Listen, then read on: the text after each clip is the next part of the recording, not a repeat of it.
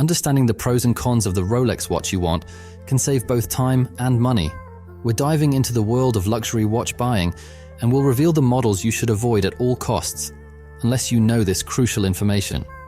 We'll explore the hidden secrets behind these timepieces, helping you make smarter choices and avoid costly mistakes when building your watch collection. So, stick around till the end to discover how to protect your wallet and make informed decisions in the world of high-end watches. Rolex Daytona. First, let's talk about the Rolex Daytona, which comes in various styles. First up is the stainless steel model, the 11-6500 LN. It's available in black on black, and it's known as the Panda version, with a white dial and a black bezel. This watch has a retail price of around $15,000, and it's a fantastic investment. Even before the recent Rolex craze, the Daytona always sold for more than its retail price. Today, in the grey market, a black-on-black Daytona can go for about $30,000, while the Panda version can fetch around $33,000 to $34,000. When you decide to sell it, it's still a great investment. You can probably sell it to a grey market dealer for anywhere between $24,000 and $26,000, and they'll be eager to buy it because these watches sell quickly. Next, we have the 11-6500 which is the two-tone Daytona retailing for about $19,500. If you buy it brand new with sales tax included, you might end up losing money when you sell it. However, if you want this watch, it might still make sense to buy it from an authorized dealer, because a grey market dealer will likely charge you a similar price once taxes are added. So, for some Rolex models, the prices are almost the same whether you buy from an AD or a grey market dealer. It comes down to whether you want instant gratification or are willing to wait for the dealer to get it for you in 6 to 8 months or even a year. Now let's talk about one of the hottest Daytonas in the market, the 12-6509, which has a retail price of around $51,400. With sales tax, you're probably looking at around $58,000.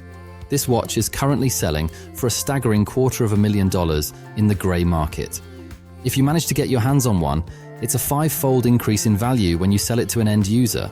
Some have been listed for $220,000 or $210,000, and the highest price I've seen was around $250,000, which might be a bit high.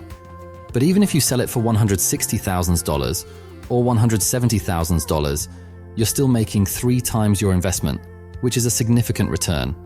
Rolex Submariner. One of the most famous watch models is the Rolex Submariner, and it comes in various versions. Let's start with the 12-661 LN, which you can find on the Rolex website for $11,250. However, when you purchase it, you'll also have to pay tax, which can vary depending on your location. So in most cases, you'll end up spending around $11,000. If you plan to wear and enjoy this watch, it makes sense. But if you're thinking of it as an investment, it might not yield as much profit as it did when the market was doing well. Dealers typically buy this watch for about $12,000 and try to sell it for around $14,000, depending on whether they're a store or an individual seller. Each of them has different costs. Now let's talk about the 12-4060, which is the same Submariner but without a date feature. It retails for $9,100, but once you factor in taxes, it'll likely cost you around $10,000. The potential for profit here isn't very high either. Dealers may offer around $10,500 for this watch, aiming to make a profit when they resell it. So, when it comes to regular Submariners, the real profit comes when you sell it to the end user. You can't just buy from Rolex and sell it to a dealer for a substantial profit. Lastly, there's the 12-6613, which is a two-tone Submariner available with either a black or blue dial. These watches retail for about $17,600 plus tax. However, there isn't much room for profit here. On the grey market, people are selling these brand new for around $19,000, depending on the seller, so the profit margin isn't as significant for these models anymore. GMT Master 2. Let's discuss the Rolex GMT Master 2 watches, and we'll start with the two-tone GMT, the latest release being the 12-6713 GRNR, which has a retail price of around $16,450. This one is a bit tricky in terms of making a profit if you plan to buy it and then sell it for more. It's a better choice if you want to wear it and are in the market for a great-looking watch. In reality, you won't likely find it for much less than its retail price, and it's indeed a beautiful timepiece. Next, we have the 12-6718, which is the full gold model and retails for $38,900. After adding sales taxes, you're looking at around $43,000 to $44,000. Again, if you want this watch, you'll probably have to go through the grey market route. You won't have to pay significantly over retail, likely in the range of $48,000 to $50,000. Now, let's talk about the GMT models where you might take a substantial hit, such as the 12-6719, which is the full white gold GMT with the blue dial. It used to be available with a black dial, but now it comes with a blue dial. If you buy it and then sell it, you'll likely experience a drop in value. You can find pre-owned ones in the market for the mid $30K to high $30K range, moving on to the 12-6720, which is sometimes called the left-handed Sprite. It's available with either an Oyster bracelet or a Jubilee bracelet. The Jubilee bracelet retails for $12,450, while the Oyster bracelet retails for $12,250. This is a good investment to consider. If you sell it to a grey market dealer, they'll probably offer you around $16,000 to $16,500, and they can sell it for around $20,000.